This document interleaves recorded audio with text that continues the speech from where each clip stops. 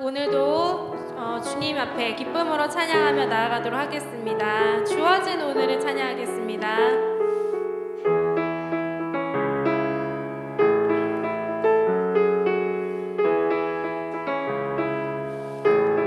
하나님의 선하신 하나님의 선하심과 하나님의 인자하심이 반드시 나를 따르리니 화려한 일을 이루기 위해 애쓰며 살아가기보다 주어진 오늘을 성실히 살겠네. 하나님의 선하심과 하나님의 선하심과 하나님의 인자하심이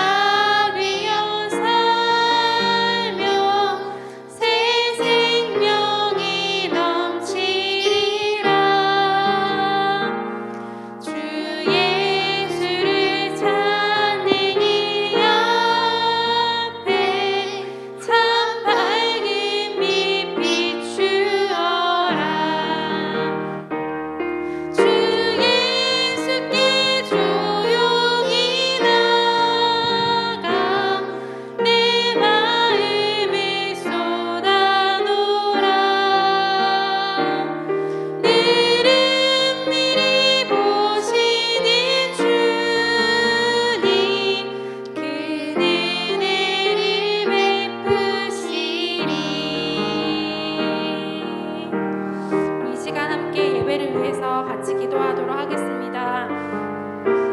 하나님, 오늘 우리에게 꼭 필요한 말씀을 허락하여 주시옵소서. 또 목사님 말씀 전하실 때 하나님 함께하여 주시고 우리가 마음을 열어서 그 말씀을 아멘으로 화답할 수 있도록 해달라고 이 시간 같이 기도하겠습니다. 기도하시겠습니다. 하나님 주님, 하나님 앞에 이렇게 나왔습니다. 하나님, 우리의 연약함 또 우리의 죄된 모든 모습들 이 시간 하나님 앞에 내려놓고 하나님 주의 보혈로 우리 깨끗게 하여 주시기를 원합니다. 하나님, 그리하여서 우리가 하나님 앞에 하나님 기뻐하시는 예배를 온전히 드릴 수 있도록 인도하여 주시옵소서. 하나님, 우리의 모든 하나님 생각을 내려놓고 온전히 주님께 집중하는 시간 될 수 있도록 인도하여 주시옵소서. 하나님, 예배를 주관하여 주시옵소서.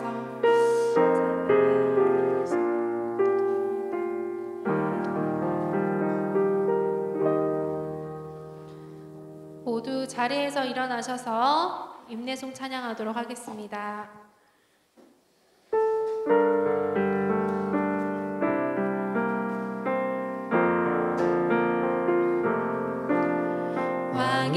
왕이신 나의 하나님,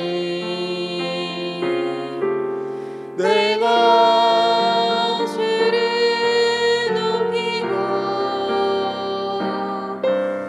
영원히 주의 이름을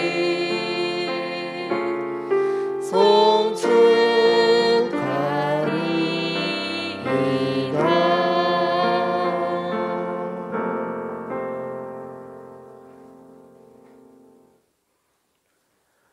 그러므로 형제들아, 내가 하나님의 모든 자비하심으로 너희를 권하노니 너희 몸을 하나님이 기뻐하시는 거룩한 산 제물로 드리라. 이는 너희가 드릴 영적 예배니라. 아멘. 사도신경으로 우리의 신앙을 고백하겠습니다. 나는 전능하신 아버지 하나님 천지의 창조주를 믿습니다. 나는 그의 유일하신 아들 우리 주 예수 그리스도를 믿습니다. 그는 성령으로 잉태되어 동정녀 마리아에게서 나시고 본디오 빌라도에게 고난을 받아 십자가에 못 박혀 죽으시고 장사된 지 4일 만에 죽은 자 가운데서 다시 살아나셨으며 하늘에 오르시어 전능하신 아버지 하나님 우편에 앉아 계시다가 거기로부터 살아있는 자와 죽은 자를 심판하러 오십니다.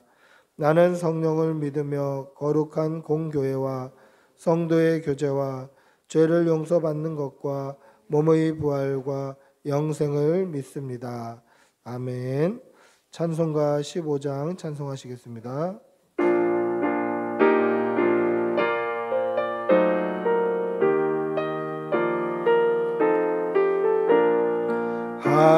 하나님의 크신 사랑 하늘에서 내리사 우리 맘에 항상 계셔 온전하게 하소서. 우리 주는 자비하사 사랑 무한하시니 두려워서 떠는 자를 구원하여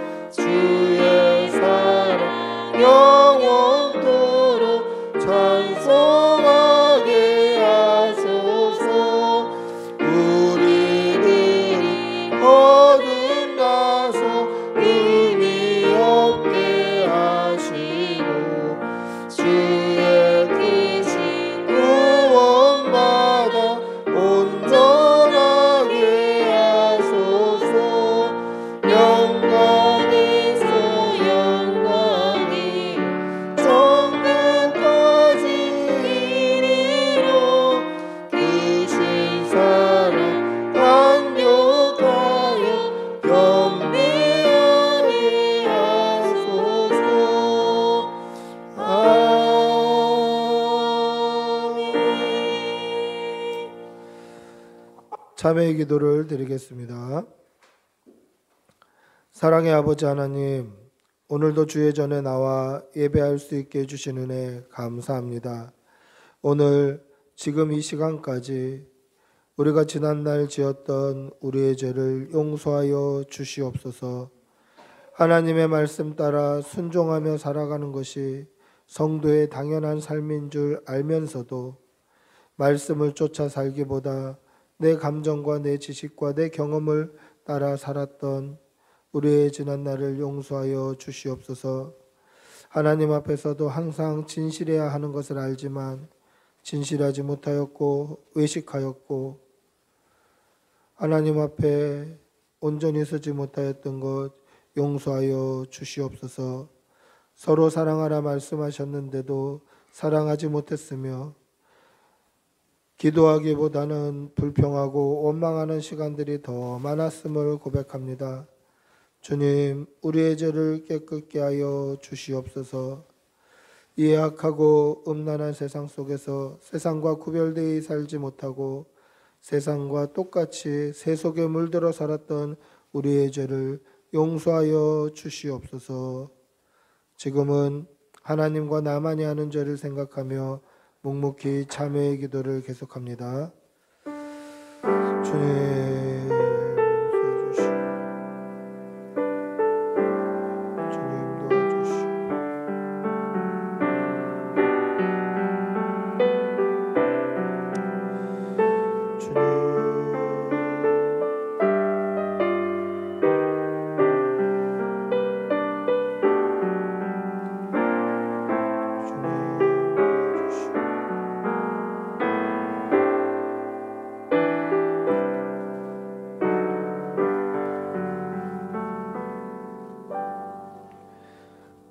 하나님의 사죄의 음성을 듣겠습니다.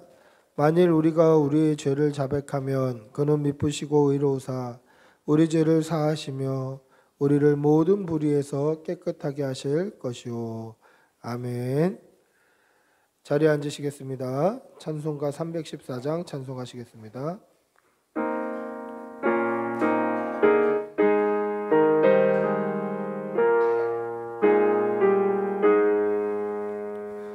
내 구주 예수를 더욱 사랑 엎드려 비는 말 들으소서. 내 진정 소원이 내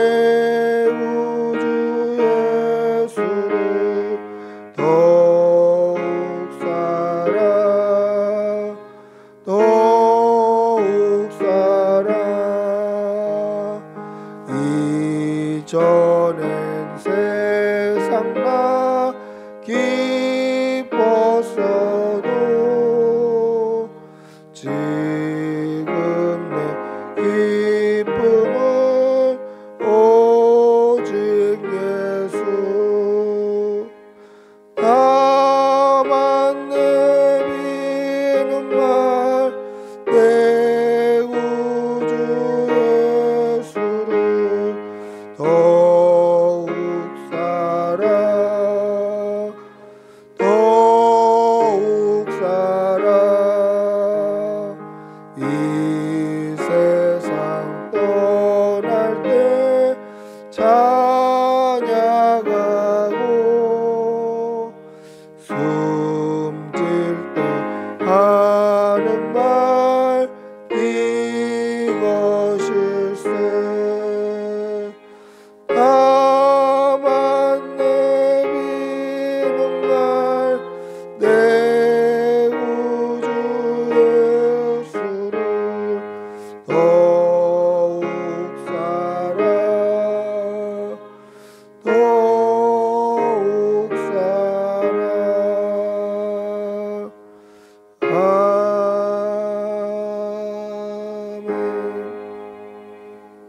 아멘. 아멘. 기도하겠습니다. 살아계셔서 오늘도 역사하시고 우리를 지금까지 인도해 주신 아버지 하나님, 새롭게 맞은 2022년 이 한 해 하나님께서 주신 생명으로 하나님의 영광을 위하여 살아가는 2022년이 되게 하여 주시옵소서. 하나님, 우리가 첫 예배를 드리고 2021년 3월 7일부터 오늘 지금 이 시간까지 우리 교회의 발자취를 돌아봅니다. 하루하루 하나님 은혜가 아니면 살 수 없는 시간들을 지냈고 하나님의 풍성한 은혜와 채워주시는 섭리와 인도하심으로 오늘까지 무사히 잘 오게 하신 은혜 감사합니다. 하나님, 우리의 생명이 끝나는 날까지 주님의 몸된 우리 꿈꾸는 교회를 지켜주시고 인도하여 주시고 채워주시옵소서. 하나님, 사랑하는 교회와 교우들을 안전하게 지켜주시고 늘 보호하여 주시옵소서. 하나님의 보호하시는 손길로 오늘 이렇게 복된 주일 아버지 하나님 앞에 나와 예배하게 하시는 애 감사합니다. 하나님을 자유롭게 예배하고 자유롭게 찬양하고 기도할 수 있는 것이 얼마나 큰 은혜인지 이 코로나 시국을 지나면서 새삼스럽게 깨닫게 됩니다. 하나님, 주님의 몸된 우리 꿈꾸는 교회는 주님 다시 오시는 그날까지 예배를 쉬지 않게 하여 주시고 전심으로 예배할 때에 하나님 은혜를 덧입혀 주시옵소서. 오늘 이 예배가 하나님께서 기쁘시게 받으시는 예배 되게 하여 주시고 저를 통하여서 살아계신 하나님의 말씀이 아름답게 선포되어져 가는 귀한 교회가 되게 하여 주시옵소서. 사랑의 아버지 하나님, 사랑하는 교우들의 가정을 눈동자와 같이 지켜주시고 인도하여 주시옵소서. 건강 지켜주시고 물질의 복을 허락하여 주시고 특별히 코로나19로부터 안전하게 보호하여 주시옵소서. 날마다 일용할 양식이 떨어지지 않게 하여 주시고 하나님 앞에 몸과 마음을 드릴 수 있도록 늘 건강도 책임져 주시옵소서. 어려운 일 당하는 가정 없도록 도와주시옵소서. 어린 우리 자녀들 어디에 있든지 무엇을 하든지 좋은 사람들 만나게 하여 주시고 좋은 친구들, 좋은 동역자들 만날 수 있도록 도와주시옵소서. 지혜롭게 하여 주시어서 다윗처럼 하나님께서 이 땅을 믿고 맡기실 만한 훌륭한 리더들 될 수 있도록 도와주시옵소서. 하나님, 오늘도 이 예배를 통하여서 하나님 영광 받아 주시고 우리가 드리는 찬양과 기도와 우리가 드리는 온전한 우리의 마음이 하나님께 상달될 수 있도록 은혜를 덧입혀 주시옵소서. 감사를 드리며 우리를 구원하신 예수 그리스도의 이름으로 기도드리옵나이다. 아멘. 주님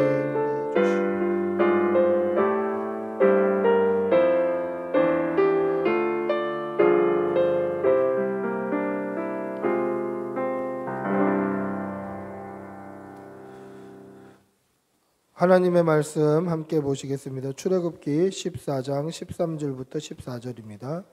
출애굽기 14장 13절 14절입니다. 출애굽기 14장입니다.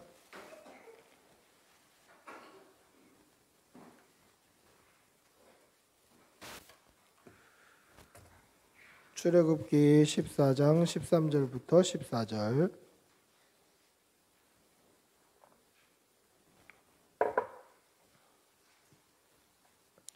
우리 천천히 한 목소리로 함께 읽겠습니다. 출애굽기 14장 13절부터 14절입니다. 같이 읽겠습니다. 모세가 백성에게 이르되 너희는 두려워하지 말고 가만히 서서 여호와께서 오늘 너희를 위하여 행하시는 구원을 보라. 너희가 오늘 본 애굽 사람을 영원히 다시 보지 아니하리라. 여호와께서 너희를 위하여 싸우시리니 너희는 가만히 있을지니라. 아멘. 할렐루야. 옆에 계신 분들하고 한번 인사하시겠습니다. 반갑습니다.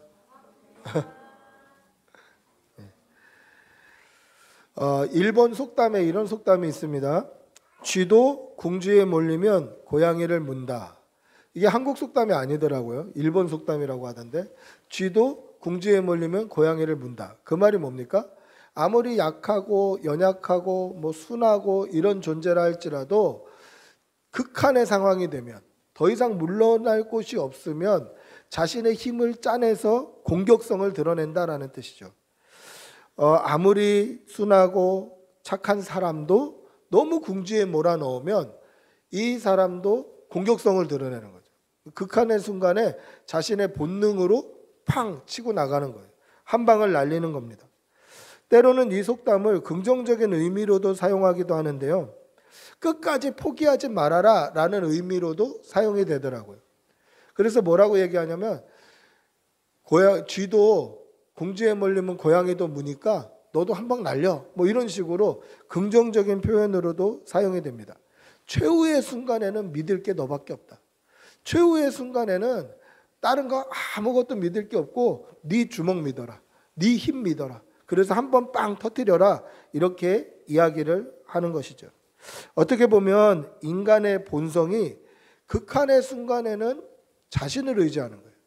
뭐 여유가 있을 때는 감사하기도 하고 다른 사람들하고 친밀하게 교제하기도 하고 하는데, 신자나 불신자나 극한의 상황이 되면 자기밖에 믿지 않는 거예요. 자기 주먹, 자기 힘밖에 믿지 않는 그러한 인간의 본성이 깔려 있다라는 것입니다. 여러분, 그러나 기억하십시오. 평안할 때도 하나님을 의지하는 거 당연하지만 어려움을 만날 때 끝까지 그 어려움을 믿음으로 이겨내시는 여러분들이 되시기를 바랍니다. 중간에 포기하지 말고, 중간에 그만두지 말고, 여러분들의 생명이 끝나는 시간까지 우리의 모든 어려움을 다 믿음으로 통과해가는 그러한 여러분들이 되시기를 축복하고 기도합니다. 할렐루야. 궁지에 몰렸을 때에 자기 힘이 아니라 하나님께 기도하는 여러분들이 되시기를 바랍니다. 하나님을 의지하고 하나님의 강한 손을 붙들고 어려움 당할 때마다 기도의 무릎을 꿇는 여러분들이 되시기를 바랍니다. 어려움 당하면 신앙생활부터 접는데 그렇게 하지 말고 기도의 무릎을 꿇고 믿음으로, 내 힘으로 살려고 하지 말고 하나님 주시는 힘으로 이겨내시는 여러분들이 되시기를 바랍니다. 오늘 우리가 읽지는 않았습니다마는 창세기 14장 2절에 보시면 하나님께서 이스라엘 백성들을 인도에 가십니다. 그리고 인도에 가셔서 도착한 곳이 어디냐면 광야와 홍해 바다 사이, 그 홍해 바닷가에 진을 치게 만들어 가시는 거죠. 우리 2절 한번 같이 읽어볼까요? 2절, 14장 2절입니다. 시작. 이스라엘 자손에게 명령하여 돌이켜 바다와 믹돌 사이 비하이롯 앞 곧 바알스본 맞은편 바닷가에 장막을 치게 하라. 하나님이 인도하셨습니다. 하나님께서 인도에 가신 곳이 어디죠? 바다 앞이에요. 바닷가에다 장막을 치게 하신 것입니다. 하나님께서 인도하시고 하나님께서 여기 장막 쳐라 해서 바닷가에다 장막을 쳤는데 뒤를 돌아보니까 애굽 군대가 쫓아오는 거예요. 흙먼지를 일으키면서 자기들을 430년 동안 압제하고 채찍으로 때리고 괴롭히고 아프게 했던 그 애굽 군대가 흙먼지를 일으키면서 쫙 따라오는 거죠. 하나님께서 이스라엘 백성들을 궁지로 몰아넣으신 것처럼 보이더라는 것입니다. 여러분, 하나님께서 이스라엘 백성들을 이렇게 궁지로 몰아넣으신 이유가 뭘까요? 앞에는 바다, 뒤에는 애굽 군대, 그 사이에 이스라엘 백성들을 세워놓으신 이유가 뭘까요? 그것은 하나님을 전적으로 신뢰할 수 있는 기회를 주시기 위함입니다. 하나님을 온전히 믿게 만들기 위해서 기회를 주시는 것이다라는 것이죠. 애굽에서 나온 이스라엘 백성들이 하나님께서 친히 길잡이가 되어 주셔서 낮에는 구름 기둥으로 밤에는 불 기둥으로 이스라엘 백성들을 인도해 가셨습니다. 그렇게 인도하셔서 장막을 치라고 하셨던 곳이 바로 바닷가에, 그리고 그 뒤에는 애굽 군대가 쫓아오고 있는 거죠. 하나님께서 왜 궁지로 몰아넣으셨을까? 그것은 하나님을 온전히 신뢰하기 위함과 동시에 하나님은 이스라엘 백성들을 너무 잘 아셨어요. 너무 잘 알고 계셨어요. 이들이 어떤 성향을 가지고 있는지, 이들이 어떤 성품을 가지고 있는지, 이들이 어떤 성격을 가지고 있는지, 이들의 본성은 어떤지 하나님께서 이스라엘 백성을 너무 잘 알고 계셨어요. 어떻게 이렇게 잘 알 수 있죠? 하나님이 우리 아버지 되시기 때문에 그래요. 여러분, 아버지 어머니가 돼보면요, 자식들이 뭐 좋아하는지, 뭐 싫어하는지, 얘는 왜 이런 행동을 했는지, 무슨 의도를 가졌는지 이게 눈에 뻔히 보여요. 거짓말 치는 것도 보이고 다 보여요. 왜 그렇죠? 자녀를 아빠가 잘 알아서 그래요. 하나님은 우리 아버지십니다. 전능하신 하나님이세요.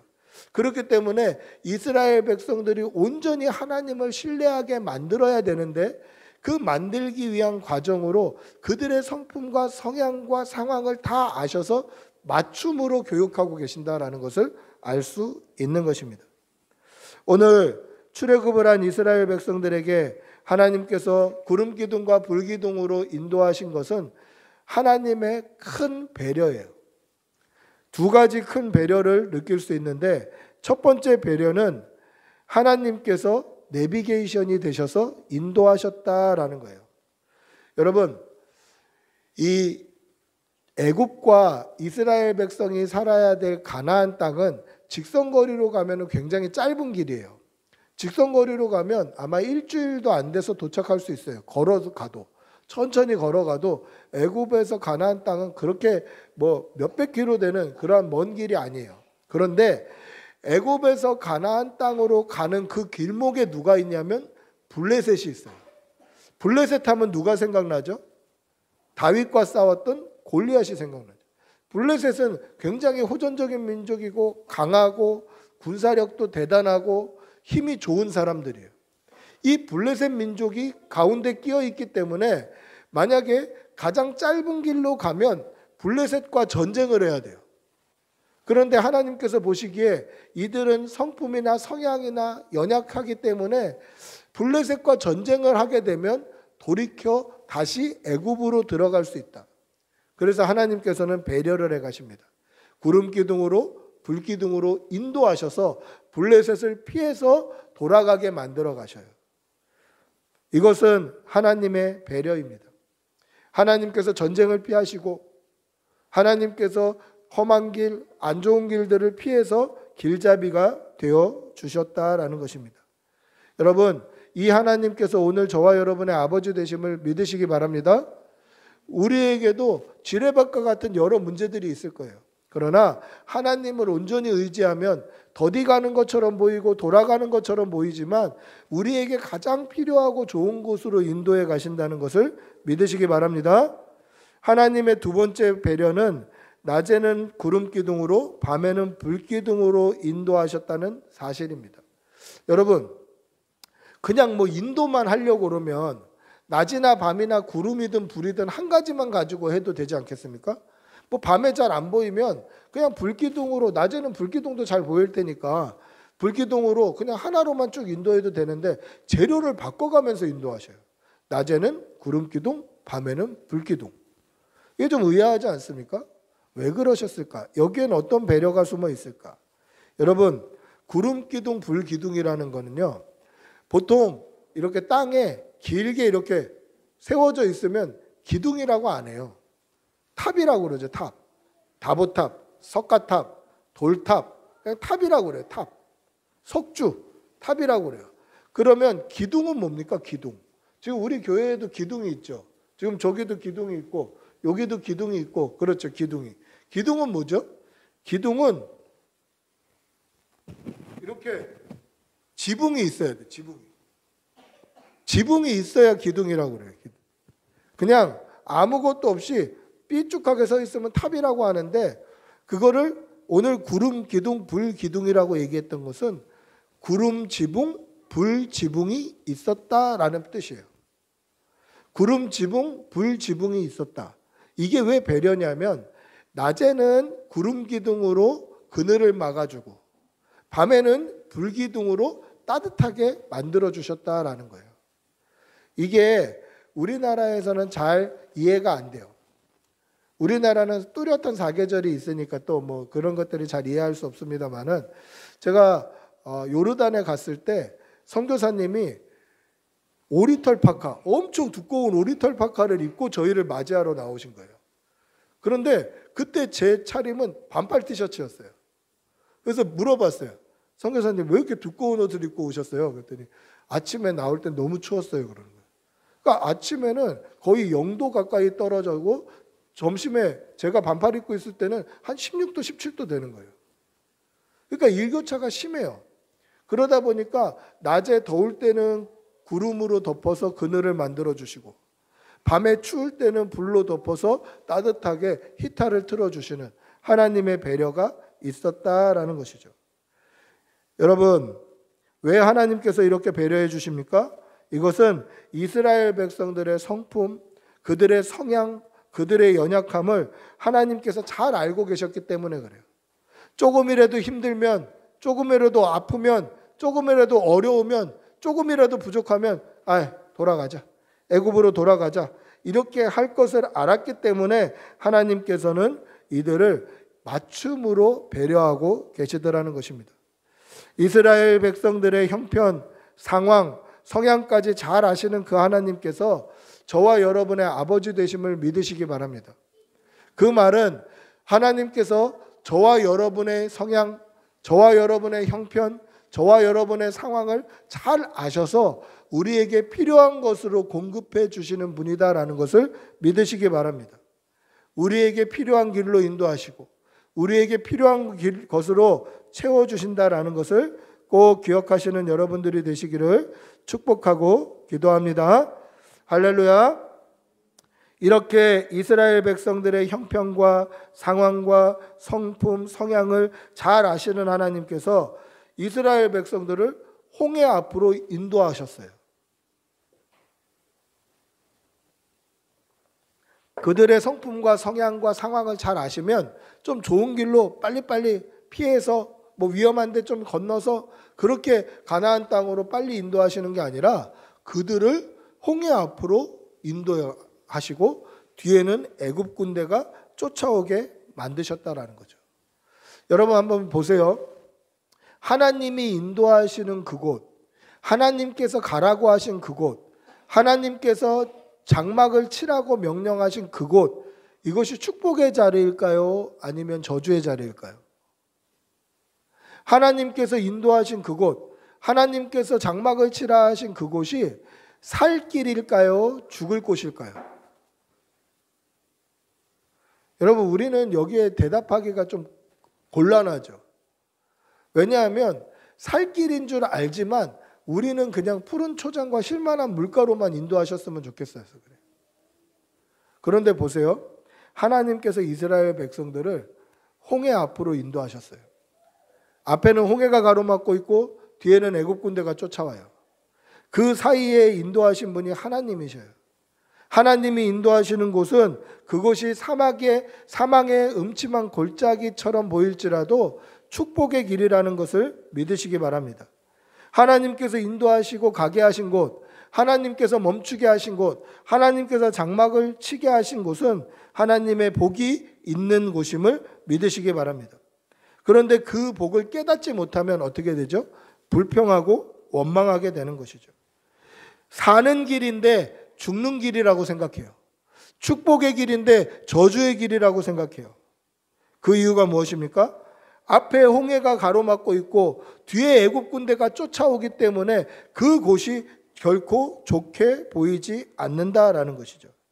이스라엘 백성들의 눈에 보이는 현실, 이스라엘 백성들의 눈에 보이는 것은 보이지 않는 하나님이 아니라 눈에 보이는 홍해, 눈에 보이는 애굽 군대예요. 보이지 아니하시는 하나님은 보이지 않으니까 당장 신뢰가 안 되는 거예요.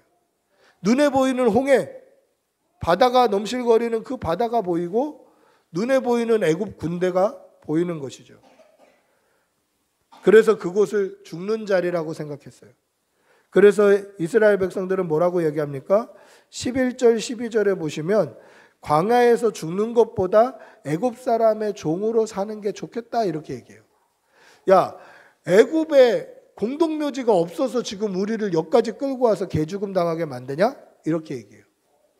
이 말은 하나님이 인도하신 이 길이 바로 죽는 자리다라는 거죠. 여러분, 이스라엘 백성들이 왜 이렇게 두려워할까?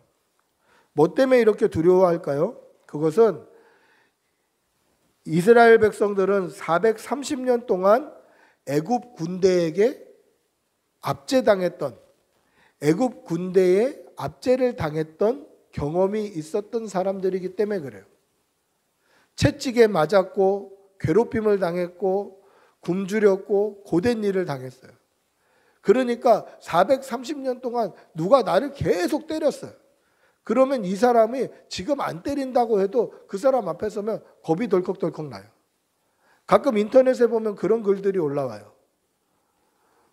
학교 때 학교 폭력을 당했던 학교 폭력 피해자는 나중에 성인이 돼도 그 사람을 만나면 두려워해요.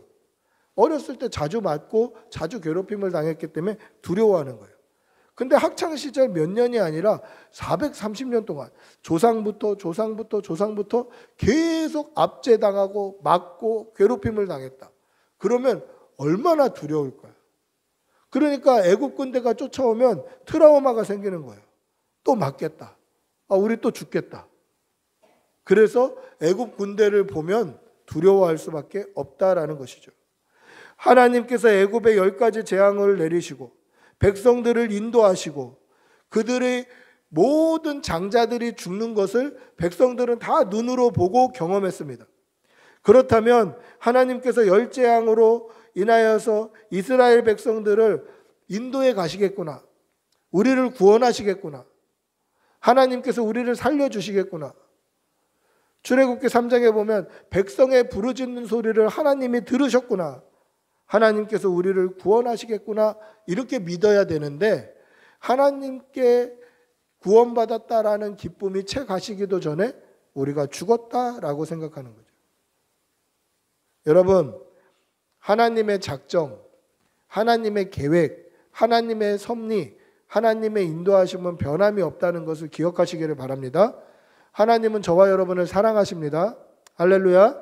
이 사랑은 변하지 않아요. 하나님께서 저와 여러분을 인도해 가십니다. 아멘.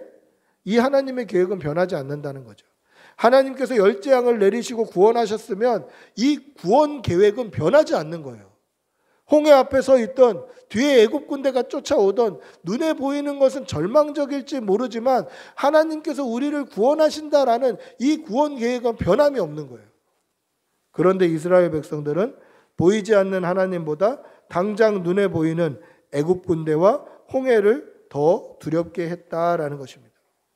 여러분, 눈에 보이는 것으로 좌지우지되는 것, 눈에 보이는 것으로 두려워하는 것, 눈에 보이는 것으로 하나님을 온전히 의지하지 못하는 것, 이것은 바른 믿음이 아니에요. 바른 믿음은 뭡니까? 보이지 아니하시는 하나님을 신뢰하는 거예요. 눈에 보이는 것 쫓아가는 것 세상 사람들도 똑같이 할 수 있어요. 근데 진짜 믿음은 뭡니까? 보이지 않는 하나님을 온전히 신뢰하는 것이다 라는 것입니다. 여러분, 우리의 믿음은 어떠합니까? 우리 믿음을 한번 돌아보시기 바랍니다. 우리의 믿음은 어떻죠? 눈에 보이는 문제, 눈에 보이는 어려움으로 인해 두려워하고 있습니까? 아니면 눈에 보이는 문제 너머에 계시는 하나님을 의지하고 있습니까? 여러분, 하나님을 온전히 의지하고 하나님을 온전히 신뢰하시는 여러분들이 되시기를 축복하고 기도합니다. 할렐루야. 결국 이스라엘 백성들은 애굽에 대한 두려움으로 인해서 하나님을 원망하고 하나님을 향해 불신앙의 증거를 나타내게 되어 있었습니다. 눈에 보이는 것에 집중하면 하나님을 원망하게 되어 있습니다. 눈에 보이는 것에 집중하면 살아계신 하나님이 보이지 않는다라는 것입니다. 여러분, 하나님을 온전히 믿는 여러분들이 되시기를 바랍니다. 오늘 이스라엘 백성들의 불평은 그 대상이 모세를 향한 것처럼 보여요. 불평의 대상이 모세인 것처럼 보여요. 그런데 사실은 하나님께 불평하고 하나님께 원망했어요. 사실은 하나님을 원망하는 그러한 불신앙의 자리, 그 자리까지 나아가게 되었다라는 것입니다. 여러분, 우리의 삶에도 때로는 불평과 원망이 있을 수 있죠. 불평과 원망이 있을 수 있습니다만은 불평만 하고 원망만 하는 것으로 끝나서는 안 돼요. 불평만 하고 원망만 하는 것으로 끝나면 그것은 믿는 사람이라고 할 수 없다라는 것이죠. 그럼 성도는 무엇으로 끝나야 됩니까? 성도는 믿음으로 시작해서 믿음으로 끝나야 되는 거예요. 불평할 길, 원망할 것, 이런 것들이 때로는 우리의 삶 가운데 가득하다 할지라도 성도는 믿음으로 시작해서 믿음으로 끝나야 돼요. 성도는 신앙으로 시작해서 신앙으로 마쳐야 돼요. 성도는 기도로 시작해서 기도로 마쳐야 돼요. 여러분, 여러분들의 삶이 믿음으로 끝나는 삶이 되기를 바랍니다. 믿음의 사람은 불평과 원망의 이유가 변해서 기도의 제목이 되는 거예요. 불평과 원망이 있을 수 있어요. 없을 수는 없어요. 살아가다 보면 불평할 일도 있고 원망할 일도 있어요. 그러나 그때마다 기도하시는 여러분들이 되시기를 바랍니다. 앞에 홍해가 막고 있고 뒤에서는 430년 동안 우리를 괴롭히던 이 애굽 군대가 달려오고 있는 그 사이에 끼어 있는 이스라엘 백성들은 무엇을 했어야 됩니까? 기도했어야 돼요. 불평하고 원망하는 것이 아니라 기도했어야 한다라는 거죠. 그때 하나님께서는 뭐라고 말씀하십니까? 너희는 가만히 서서 하나님이 행하시는 구원을 보라, 이렇게 말씀하셔요. 우리 출애굽기 14장 오늘 읽었던 본문 13절 14절 한번 읽어보겠습니다. 13절 14절입니다. 같이 읽습니다. 시작. 모세가 백성에게 이르되 너희는 두려워하지 말고 가만히 서서 여호와께서 오늘 너희를 위하여 행하시는 구원을 보라. 너희가 오늘 본 애굽 사람을 영원히 다시 보지 아니하리라. 여호와께서 너희를 위하여 싸우시리니 너희는 가만히 있을지어다. 아멘. 하나님께서 뭐라고 말씀하십니까? 너희는 가만히 있을지어다. 너희는 가만히 있을지어다. 이 말은 너희는 니네가 할 수 있는 것, 니네가 할 게 아무것도 없다라는 뜻이에요. 가만히 있어라, 가만히 있어. 니네들이 할 거 아무것도 없다. 니네들이 할 수 있는 거 아무것도 없다. 가만히 있어라. 하나님이 다 해주시겠다. 여러분, 이게 얼마나 쉬울까요? 그냥 가만히 있으면 하나님이 다 알아서 해주시겠다는 거죠. 가만히만 있으면 하나님께서 다 알아서 해주시겠다라는 거죠. 이게 쉬울까요? 저는 예전에 이게 굉장히 쉬울 줄 알았어요. 가만히 있으면 하나님이 알아서 해주시겠다. 가만히 있으면 하나님께서 역사해 주시겠다. 인도해 주시겠다. 만들어 가시겠다. 이게 쉬운 명령이라고 생각했어요. 그런데 제가 아빠가 돼보고 자녀들을 낳아 보니까 이 명령이 결코 쉬운 명령이 아니다라는 것을 알 수 있어요. 어렸을 때 어린아이들에게 부모들이 가장 많이 하는 말이 뭘까요? 어린아이들에게 사랑한다, 축복한다, 이런 말 많이 할까요? 부모가 꼬맹이들에게, 어린 자녀들에게 제일 많이 하는 말은 가만히 좀 있어라, 가만히 좀. 야, 가만히 있어, 가만히 있어. 이거를 제일 많이 얘기해요. 가만히 좀 있어. 그럼 아빠가 해줄게. 가만히 있어. 아빠가 따줄게. 아빠가 따라줄게. 아빠가 먹여줄게. 아빠가 입혀줄게. 가만히 좀 있어. 이게 부모가 제일 많이 하는 말이에요. 근데 그 명령을 잘 지키나요? 아이들은 잘 안 지켜요. 지킬 수가 없어요. 왜? 자기 생각, 자기 고집, 자기가 하고 싶은 욕심, 이런 게 있어서 가만히 있으면 아빠가 따라줄게. 물컵에 가만히 있으면 아빠가 따라줄게. 가만히 있으면 주스 뚜껑도 따줄게. 이렇게 하는데도 자기가 하려고 그래요. 자기가 따려고 그래서 다 넘치고, 자기가 따르려고 그래서 다 넘치고. 왜 그렇죠? 자기 욕심이 살아있어서 그래요. 자기 생각이 살아있어서 그래요. 자기 주장이 살아있어서 그래요. 오늘 하나님께서 이스라엘 백성들에게 너희는 가만히 있을지어다 라고 말씀하신 이 명령을 사실은 자기의 이성, 자기의 욕심, 자기의 경험, 자기의 생각이 펄펄 살아있는 사람은 결코 그 명령에 순종할 수 없어요. 어떻게 됩니까? 앞에는 홍해가 있고 뒤에는 애굽 군대가 쫓아오는데 하나님, 우리가 퍼져서 좀 옆으로라도 도망가야 되는 거 아닙니까? 이게 인간의 본성이에요. 가만히 있기가 힘들어요.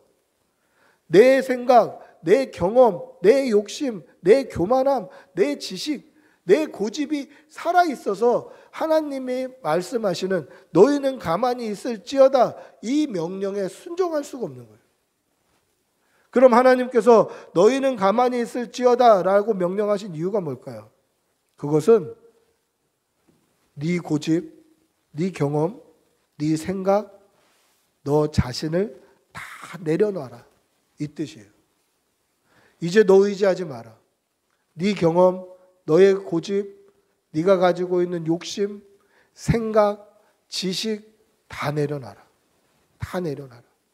하나님께서 홍해 앞에 이스라엘 백성들을 세우신 이유는 하나님을 온전히 신뢰할 수 있게 만들기 위함이었다라는 거죠. 내 생각, 내 욕심, 네 고집 다 내려놓고 너 자신을 완전히 내려놓고 하나님을 온전히 신뢰해라라는 것입니다. 생각해 보십시오. 홍해 앞에 있는 이스라엘 백성들은 얼마나 긴박한 상황입니까? 앞에 홍해가 있고 뒤에는 애굽 군대가 쫓아옵니다. 앞에는 바다가 있고 단순히 뒤에는 애굽 군대가 있다라는 차원이 아니라 눈에 보이는 현실이 너무 절망적인 거예요. 아주 긴박한 거예요. 그런데 그때 하나님께서 가만히 있어라 말씀하셔요. 가만히 있어라. 네가 할 수 있는 거 아무것도 없다. 네 생각, 너의 모든 삶을 하나님 앞에 내려놓아라 라는 것이죠. 이것은 이스라엘 백성들에게 하나님을 온전히 믿을 수 있는 기회를 주신 거예요. 이것은 기회예요. 지금 앞에는 바다, 뒤에는 군대, 그 사이에 끼어서 코너에 몰린 생쥐같이 그렇게 두려움에 떨고 있는 이스라엘 백성들은 그 두려움이 문제가 아니라 그곳에서 하나님을 믿을 수 있는 기회가 생긴 거예요. 하나님께서 너희는 가만히 서서 하나님이 행하시는 구원을 보라 라고 말씀하신 것은 이제 너희가 들어가서 살아야 될 약속의 땅 가나안에서는 온전히 하나님만 신뢰해야 된다라는 뜻이에요.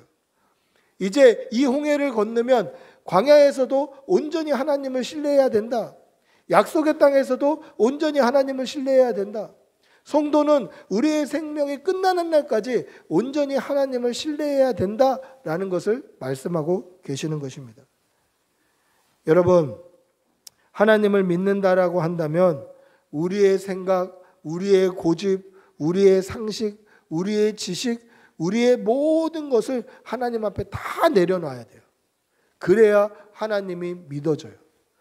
내가 믿어지지 않아야 하나님이 비로소 믿어져요. 여러분, 여러분들을 다 하나님 앞에 내려놓는 여러분들이 되시기를 바랍니다.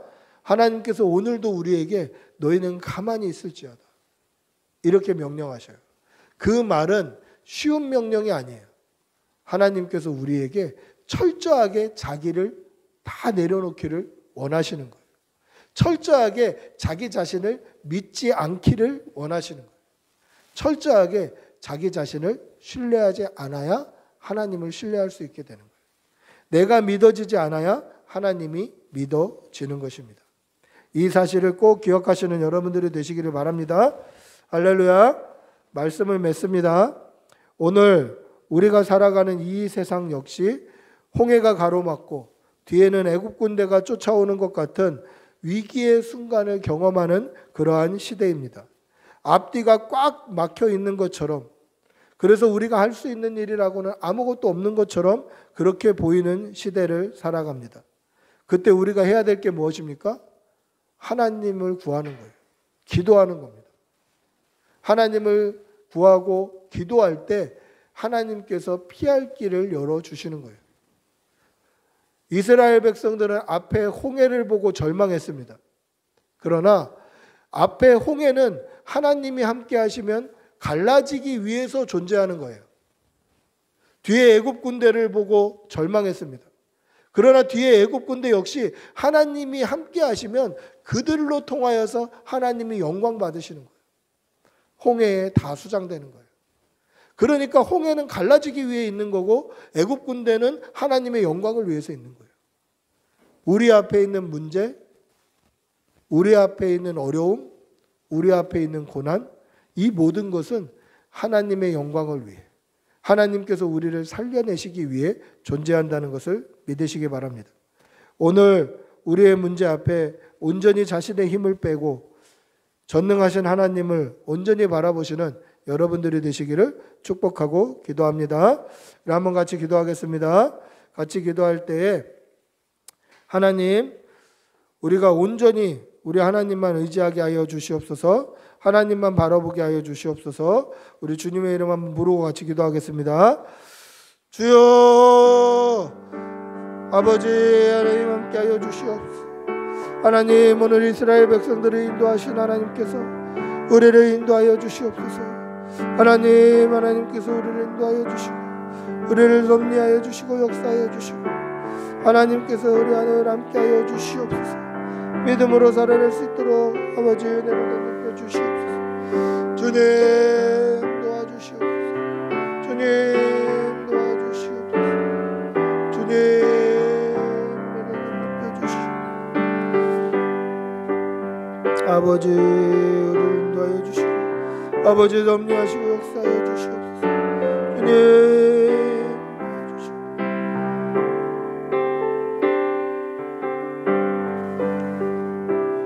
여호와께서 너희를 위하여 싸우시리니 너희는 가만히 있을지어다. 사랑의 아버지 하나님, 하나님께서 우리를 인도하시고 섭리하시고 역사하신다는 것을 믿음의 눈으로 바라보게 하여 주시옵소서. 이 믿음으로 하나님을 온전히 믿고 나 자신에 대한 불신앙과 불신이 이어질 수 있도록 도와주시옵소서. 내 욕심, 내 고집, 내 생각 다 하나님께 내려놓고 믿음으로 살아가는 귀한 하나님의 일꾼이 되게 도와주시옵소서. 감사를 드리며 우리 주 예수님의 이름으로 기도합니다. 아멘. 찬송가 545장 찬송하시면서 준비하신 예물 드리겠습니다.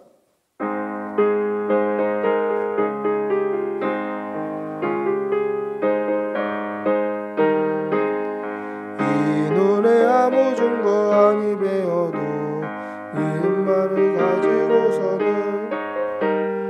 이기에 아무 소리 아니 들려도 하나님의 약속 위에 서리라. 걸어가세 믿음 위에 서서 나가세 의심 버리고 걸어가세 믿음 위에 서서 눈 가기에 아무 없어도 이 눈이 보기에는 어떠하든지 믿으면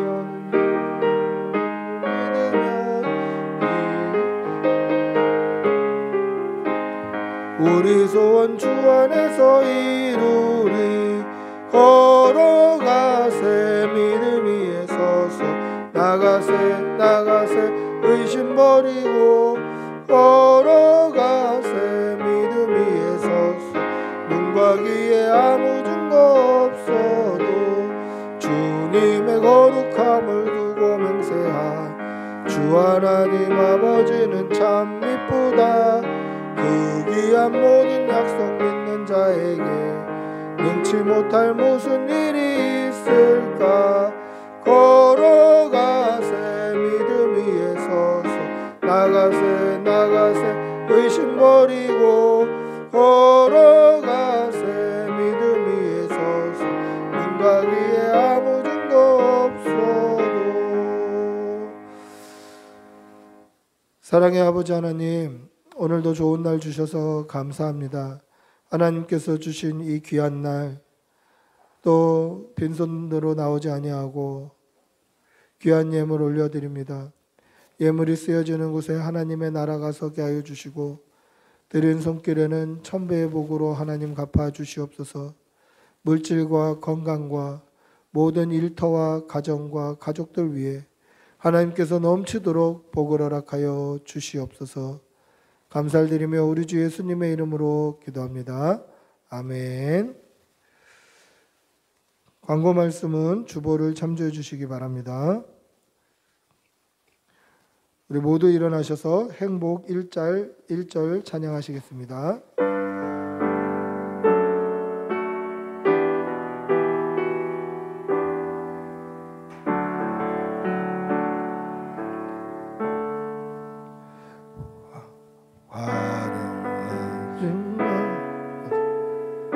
한결하게 사는 삶 가진 것이 적어도 감사하게 사는 삶 내게 주신 작은 일 나눠주며 사는 삶 이것이 나의 삶의 행복이라오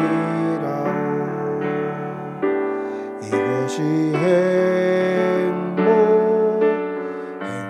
행복이라오 세상은 알 수 없는 하나님 선물 이것이 행복이라오 하나님의 자녀로 살아가는 것 이것이 행복이라오. 기도하겠습니다. 주 예수 그리스도의 은혜와 하나님의 사랑과 성령의 교통하심이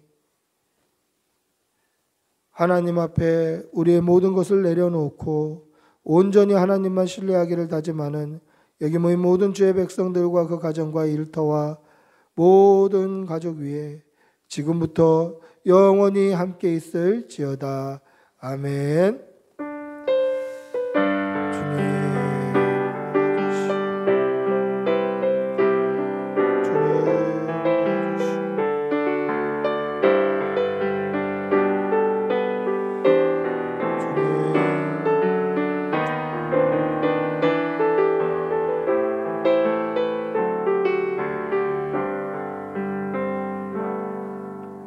예배를 마쳤습니다.